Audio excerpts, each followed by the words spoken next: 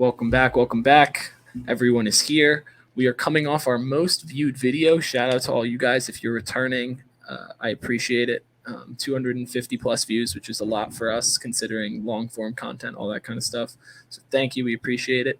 But we are here to talk about the trade of the day, the John Collins trade to the Utah Jazz from the Atlanta Hawks. Slim is not happy about the trade. He wanted John Collins gone, but he is not happy about the trade. But I'm not happy about it either. Let's get your opinion on the trade first. What are we doing? We have to make better decisions as an organization unless you're plotting on something. Because now that we have a second round draft pick, that makes me think of a certain team that doesn't have any until 2031. But you think about the trades that Phoenix has had since February. And now adding Bradley Beal to the mix, and they have no draft picks, so I bet you they'd be open to, making something shake. So I think maybe this could be a third party situation to where you kind of want to get like a guard or something. But I think that we just needed a big to push the floor. So I think Rudy Gay is nice, coming off the bench, but I think that Jalen Johnson may get moved up to that starting spot. Is he big enough to play the 4 though? Yeah, and he's that much aggressive. I think he can defend well on players like KD. Not to where it like looks bad, but he can defend well. He pushes the pace in transition, and he wants to actually attack the basket. You know what I'm saying? John Collins was iffy when it came to, attacking the basket. Like, we've seen him dunk over Joel Embiid, but he doesn't play with that aggression on a consistent basis, and I was saying that I think that that's due to Nate McMillan, but now that we have Quinn Snyder in, maybe Snyder put in a little word like, hey, because he used to be in Utah.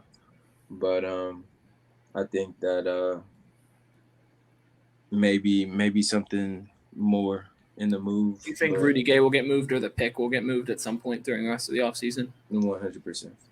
Yeah.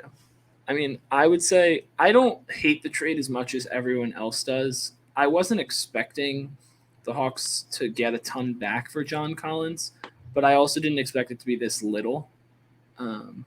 I was saying that I wanted the Cavs to trade for John Collins, and I was thinking it would probably be like a first-round pick, like a late first, or a player equivalent to that. I feel like Rudy Gay is definitely worse than John Collins, but for the Hawks situation, I think getting Rudy Gay will help them in the long run, getting another vet in there and that kind of stuff. But for the Hawks specifically, I just don't see how this move makes a ton of difference and pushes you to the next level. I think you needed to try and get 2 role players that might not be as good, not just one in a second round pick. I don't think the second round pick really helps you that much. But are there some trade rumors I see going around? For what? I've been seeing some Trae Young trade rumors. He always has rumors, though. I don't think he's going anywhere. You've been seeing those, Slim? I saw when Paul George floated around. No. You don't want Paul George? I saw Lakers. I saw Lakers as well. Last thing that I saw was Lakers. I think I may have even seen the Celtics, but that's not happening anymore. 100%. But I mean, I know JB's on the move. He's up for max, but or he could be on the move. He could be on the move, but I think Trae's staying here. I don't see him going anywhere. Yeah, I don't think this is going to be a big Hawks trade off season. I feel like they kind of they're either going to make one big move and that's it, but I don't really know what that move would really be because they have 2 good guards and yes, they're a little weak at the forward position, especially now, but you have young guys like DeAndre Hunter and Jalen Johnson and now Rudy Gay, who's not young, but a guy there that can fill those roles. Solid piece. Yeah.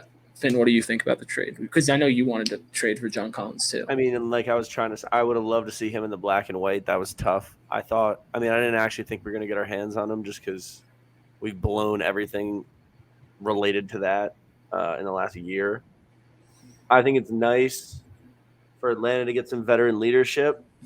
Slim, you could speak on that a little bit. I don't really know. Now that I'm thinking about it, I don't know any elite veterans in the locker room. There's not really Right. one. So I think that was in the front office mind. That was probably a huge part of that decision. A team that you just put together with 2 young stars and you're trying to get it all to mesh a lot of the times. I mean, especially with a new coach, it's hard to do that. So inner locker room stuff can be a great way to get that started, to get the ball rolling, and then let the staff pick it up at practice. It's hard to manage those 2 big personalities too, especially when they're both guards and they're both new. So inner locker room stuff's huge for that. Probably part of the reason. 100%. And thinking about it, didn't Rudy spend some time with Quinn in Utah I around think the time? And I'm where thinking Rudy would have spent some time with DeJounte Murray in Utah, right? Or in San Antonio, San Antonio, maybe, yeah. I right? I don't know. I agree. I think that might have happened. I know he definitely played in San Antonio recently, but I don't know. think they played there at the same time. I'll look at that right now. But, I mean, if you flip it to the Jazz perspective, do you like the trade for the Jazz? Because I think it puts them to another kind of level. Because John Collins, yes, he can play the 4. I also think he can play the 3. I also think Lowry can fill in that 3 spot. He did it pretty well for the Cavs when he was here. And I want to say that he was comfortable in that position, and now being more of a scoring threat, averaging 25 plus last season, I think being able to put him at that 3, 1, it gives him more favorable matchups. 2, it allows a lot more front court dominance for the Jazz, which is something that they were building toward and they're used to, especially on the offensive end. Not defensively, they'll be really good, but offensively, they haven't really had that front court kind of pressure, especially when like Donovan Mitchell and Rudy Gobert were there. It was just Donovan Mitchell providing a lot of that pressure, and Rudy Gobert doesn't do anything. But Walker Kessler, John Collins, Larry Markkinen, I think that's I think that's a good move for the Jazz. Young, THT, spry, bouncy, fast, athletic, lobs. bro. I think it's a great fit as long as he wants to defend. It's about to be something this upcoming season.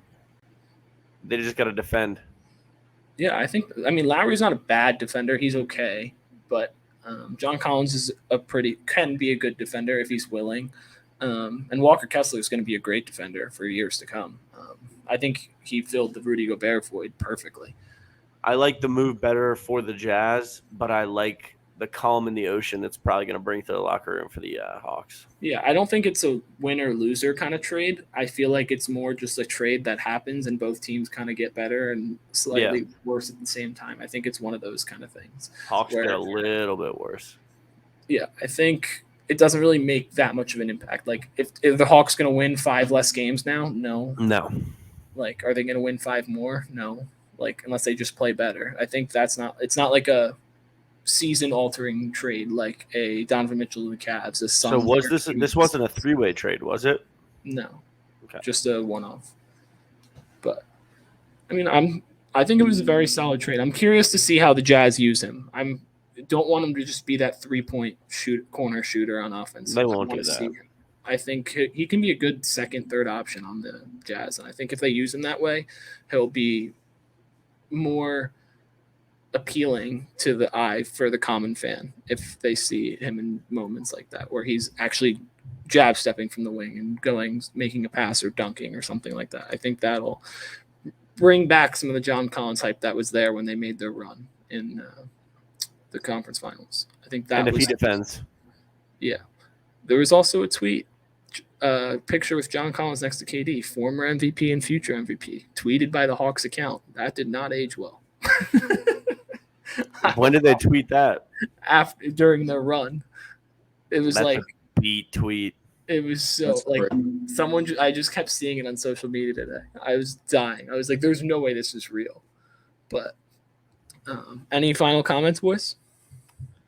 I think it's a fair move. I like the move. I like that there's stuff starting to happen here. Yeah, there's been a lot of trades so far, surprisingly. Yeah. Normally, we're about to touch on some other ones here.